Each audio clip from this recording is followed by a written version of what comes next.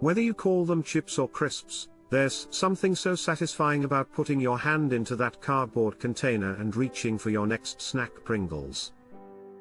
Over the years, the man with the mustache on the cardboard container has become one of the most recognizable brand mascots in the world, but is he also the inventor, and why are Pringles called crisps rather than chips? Keep watching to find out, but be warned, you might never look at these snacks the same way again.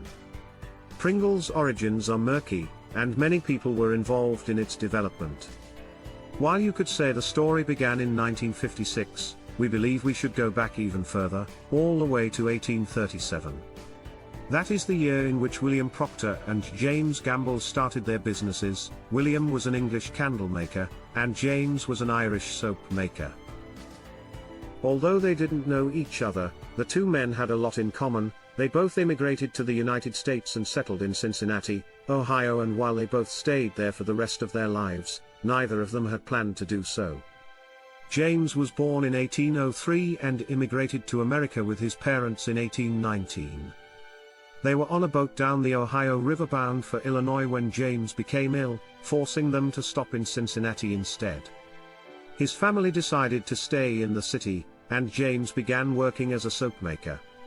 William, on the other hand, was born in 1801 and immigrated to the United States in 1830. William married Olivia Norris 3 years after arriving in the United States, and James married Elizabeth Ann Norris, as you can probably guess. Olivia and Elizabeth were sisters, and through their marriages, William and James became related as soap and candle makers. The men had been competing for the same raw materials, but when they realized they couldn't negotiate better prices as a team, their father-in-law persuaded them to join forces, and Procter & Gamble was founded in 1837. Both William and James had died by the time Pringles were created, but it's safe to say that without them, P&G would not have existed, and without P&G, Pringles would most likely not have existed. Before we get into how Pringles came to be, let's take a look at how the potato crisp industry was doing at the time. It was 1956, Frederick J. Bauer remained with an incredible number of chips.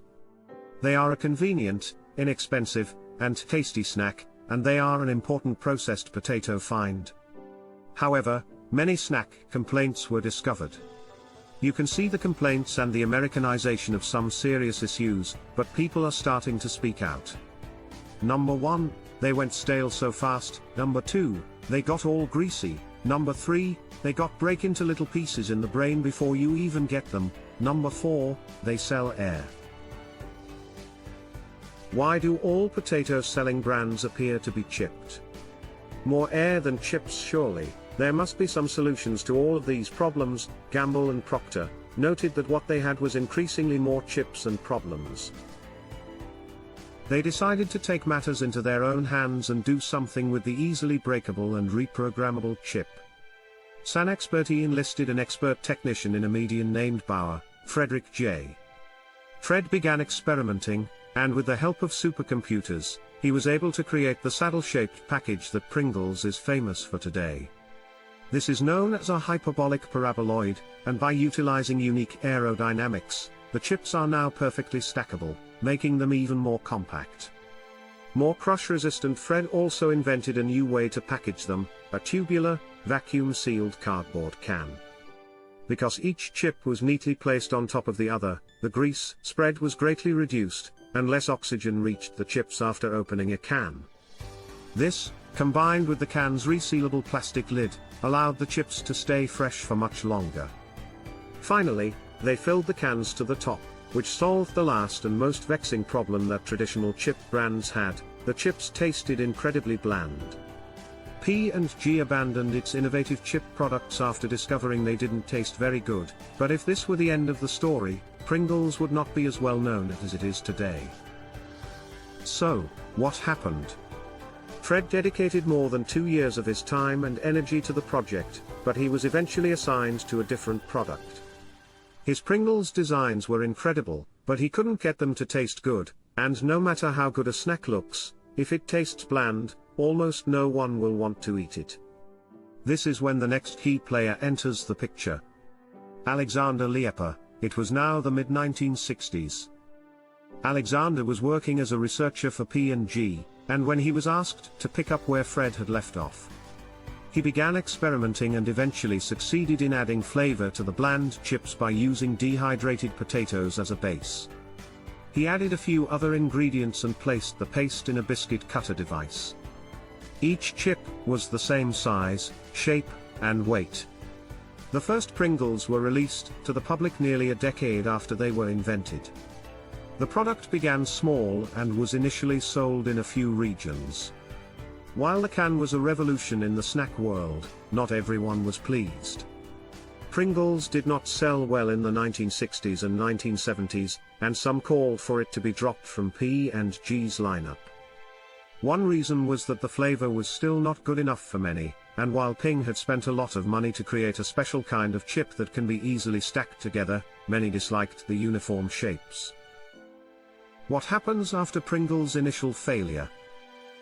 P&G attempted to win over the masses by developing new flavors such as barbecue cheddar cheese, sour cream, and onion, but demand gradually increased, and by then, Pringles were widely available throughout the United States in the early 1970s. With that success came a drawback, and while an increasing number of competitors were looking for Pringles' demise, noticing that Pringles were taking more and more of their market share, they took issue with the fact that Pringles were called chips. Pringles aren't potato chips, they're made of dehydrated, processed potato flakes that are rolled and then fried. Rivals cried foul, claiming that calling them chips was a lie given that the fried dough they were made of contained less than 50 potatoes. Pringles crisps were born, and Pringles fully embraced their uniqueness. With this issue resolved, P&G could refocus on making the chips more popular. They changed the flavor and launched the Pringles flavor ad campaign. It was a huge success, and one of the advertisements even featured Brad Pitt. Remember, this was in 1989, just before he got his big break. Nonetheless, the improved flavor, combined with the new ad campaign, had a significant impact. Pringles gradually but steadily grew to become P&G's most valuable brand, earning more than $1 billion by the late 1990s. As Pringles' popularity grew in the United States, the company began expanding into new international markets. In addition to the expansion, they began creating more interesting and bizarre flavors, such as seaweed prawn cocktails and even blueberry and hazelnut. Pringles was one of the most popular snack brands in the world by 2011, having been sold in over 140 countries. The brand was doing so well that Fred Bauer was proud enough to take his invention to the grave, literally.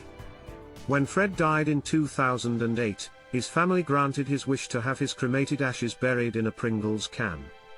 Of course, Pringles is doing well today and is jokingly regarded as the only potato crisp company that does not sell its customers air. After being purchased by Kellogg in 2012 for $2.7 billion, the brand has only grown, and the delicious, thinly sliced, saddle-shaped crisps are known and loved all over the world. Over the years, the famous Pringles brand has become one of the world's most recognizable.